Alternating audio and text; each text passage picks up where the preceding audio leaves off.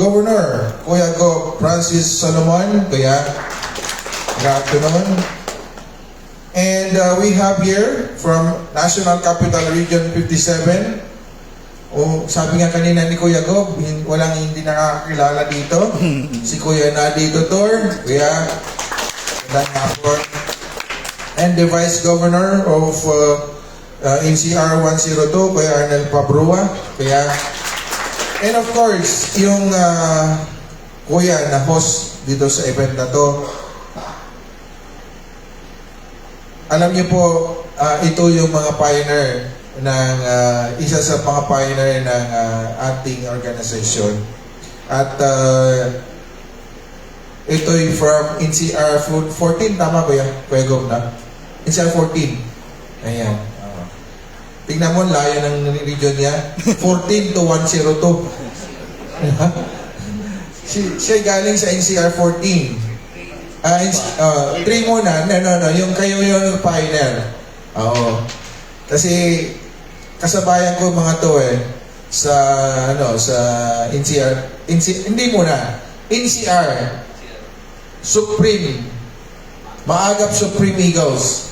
Yun po yung una-una na talagang pinanggalingan namin. 2018,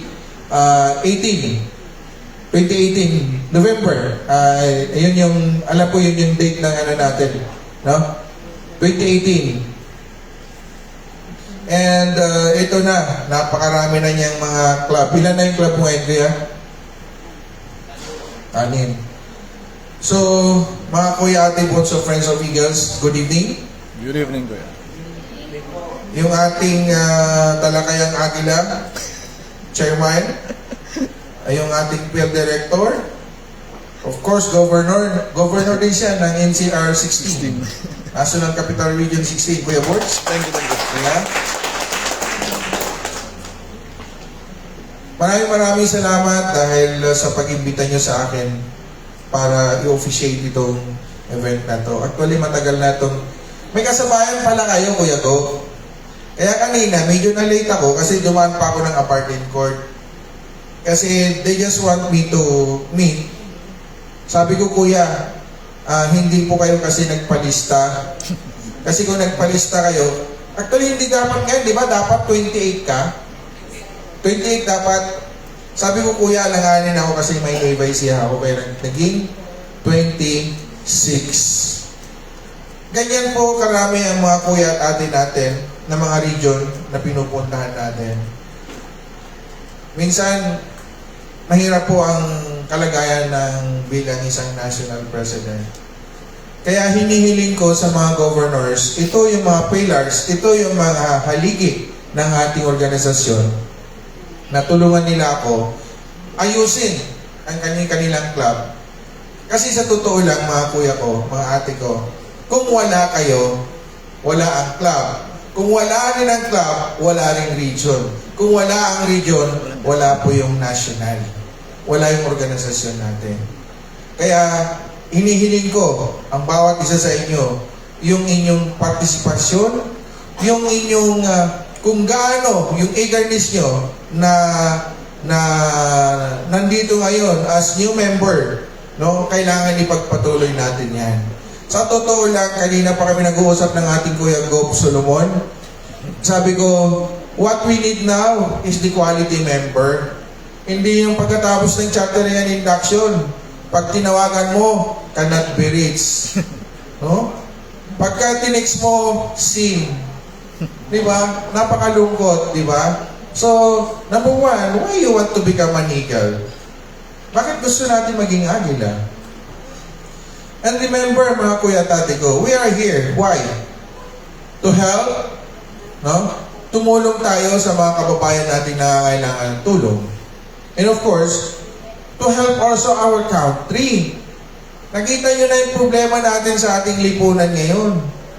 Sa totoo lang, pinagbibida ko na ang Agila, isa sa tutulong sa lahat ng problema para sa bansa nating Pilipinas.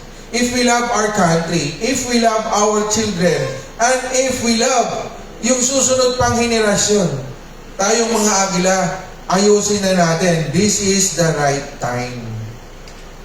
Panahon na. Lagi kong tinatanong yan sa bawat speech ko, sino? Sino ang pwedeng tutulong sa bansa natin? Sabi natin, we are one of the prestigious organization and one of the fastest growing organization in this country. Why? We have a member all over the world. Di po ba? Kaya dapat panindigan natin yan. Again, what we need, may I appeal to all the membership committee na kailangan natin ngayon, ang quality members, not the quantity. Kasi yung quantity, nag-member ngayon, afterward, sa renewal, hindi na. At hindi rin nagpapakita. At yun din ang mareklamo.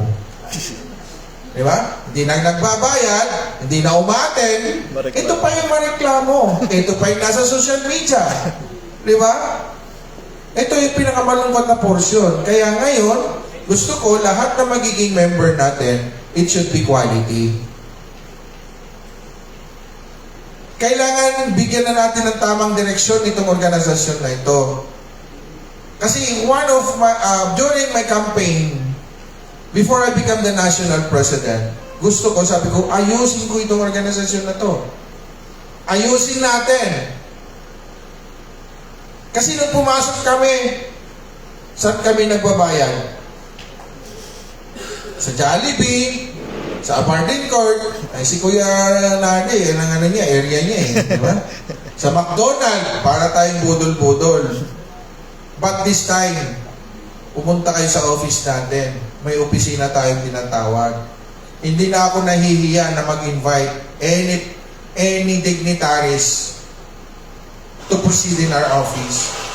Nung Vice President ako, nung ako ng NBP, tinatanong ako ng mga kuya natin, ng mga politicians, Kuya, saan po ba office natin? Wala akong may turo na opisina. Hindi ko po pwedeng sabihin sa Aberdeen Court. Saan sa Aberdeen Court? Ito yung pinakamalungkot na portion during that time as the ANBP. Kaya sabi ko, if God permit na I'll be the national president, aayusin natin yan. Kailangan magkaroon tayo ng opisina para mayroon talaga mga kuya natin na po pwedeng pumunta doon. All of you are open to proceed in our office. Kasi kayo po lahat nagbabayad yung renta natin doon. Kayo po ang nagbabayad sa ilaw natin doon. Kayo rin ang nagbabayad sa mga empleyado natin doon. Ang empleyado po natin, non-Eagle members. Hindi po ako kumuha ng Agila na empleyado.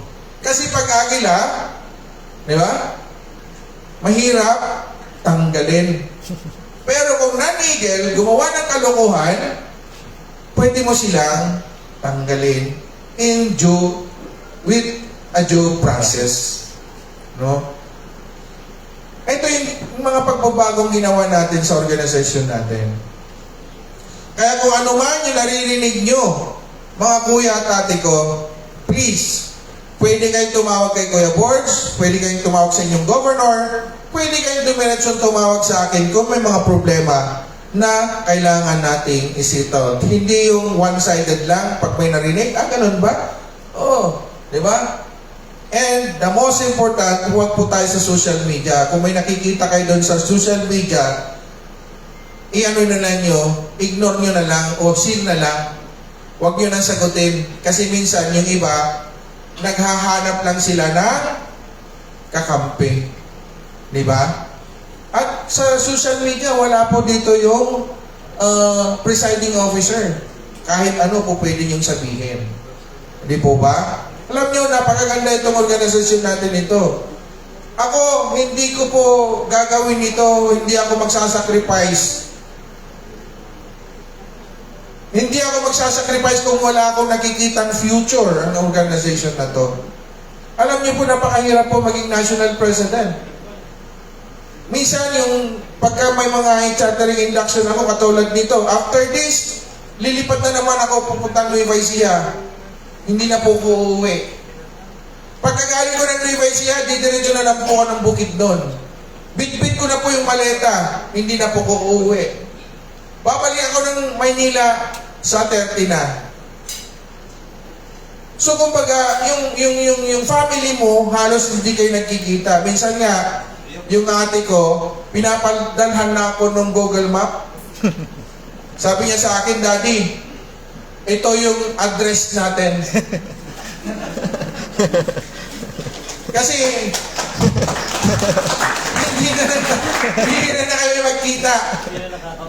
Hindi na nakakauwi. Ito yung sakripisyo na ginagawa natin. Katulad din ng mga governors natin na nandito. Di ba? Alam niyo po ba, pag maging governor, malaking sacrifice din yan.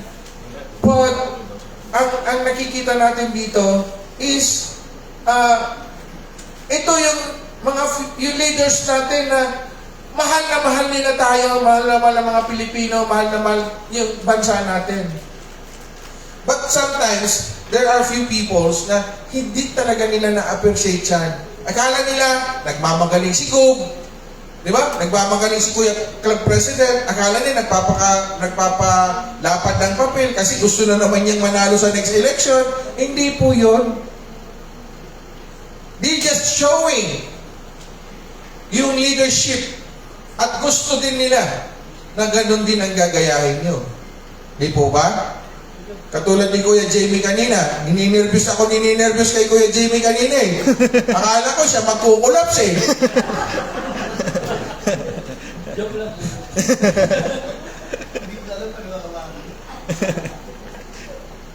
Tinitingnan ko si ate kung anong reaction niya eh. Alam niyo mga kuya, nakikita niya siya, pero yung eagerness niya na maging leader, gusto niya maging leader. And he want to show to you. Narinig niyo yung sinabi niya kanina? Di ba? Hindi niya kaya mag-isa yan. Di ba? Sino nagtalaga sa kanya? Ang Panginoong Diyos. Ganon din tayo. Di ba? Ang tawag dyan ay calling. Di ba? Kasi pag sinabi natin calling yan, kung ikaw magaling na leader ka, kung ikaw naniniwala kang may Diyos, may takot ka sa Diyos, gagampanan mo yung ibinigay sa iyo na italaga sa iyo ng Panginoong Diyos. Kaya nga, alam nyo, mga kuya tate ko, sa mga club ng mga governors na nandito sa Calabarzon, I duly respect these governors na talagang nagkakaisa sila, may isang hangarin, and all the members are quality. Yun ang gusto ko, sabi ko sa kanila kanina, they have to maintain that kind of quality na ipinapatupad dito sa Calabarzon. Palapakan naman natin sila mga kuya ko. Alam niyo po, napakaganda ang isang organisasyon na tayong lahat nagkakaintindihan. And again, please, no, wag po tayo sa social media mag-away. Wala pong magaling sa social media. No? Wag po tayong manalig. Kanino? Kay Marisol. Ha? Kasi yan ang nakakasira sa lahat. Nakakasira sa lahat, kahit sa pamilya, nakakasira yan. Kaya mga kuya at ate ko, narinig niyo naman lahat yung mga sinabi nila, yung mabubuting sinabi nila para sa kaganda ng inyong club, ng inyong region, ng ating organisasyon. Isa lang ang hinihingi ko, mga kuya at ate ko, manatili tayo sa pagkakaisa. Dahil kung hindi tayo mananatili sa pagkakaisa, sasabihin ko sa inyo, kahit anong laban, hindi tayo mananalo. Parang isang basketball lang yan. Pag may isang tao na hindi marunong makipag-cooperate, sa tingin natin, mananalo tayo? Never. Pero kung tayong lahat nagkaisa dito, sa ating vision, ano bang mission natin?